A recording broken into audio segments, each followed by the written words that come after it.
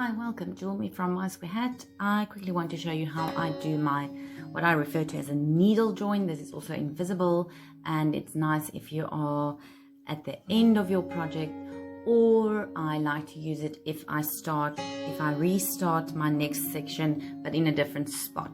So this makes it disappear completely. So I'm doing my last stitch of the round, and I want to do my invisible or my needle join. Sorry, needle join. So what I want to do is I want to cut my yarn. The reason why I call this the needle join is most people do it with a needle. I'm a little bit lazy for that. So you just pull your yarn out. Do not chain one to pull it out. Just pull it out of your stitch. There it is. Now what we want to do is, there's our first stitch, the front and back loop. So we want to replicate that. So not in the first stitch but in the second stitch. Go in from behind to the front.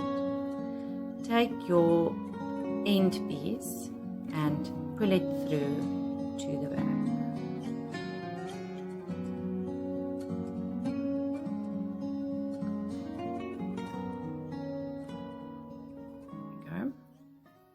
All the way through. Now we need to still duplicate that bit.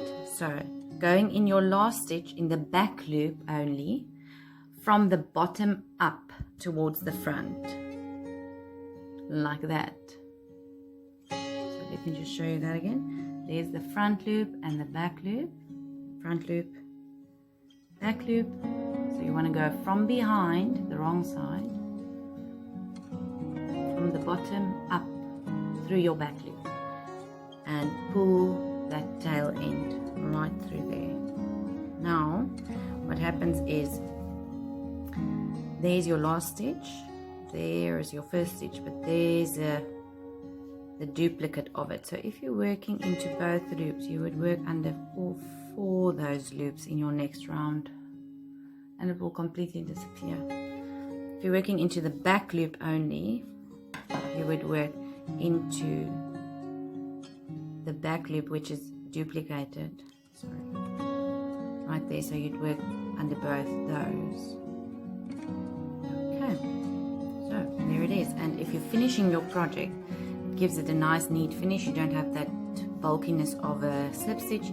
Also, you can just take this yarn and work it into your fabric.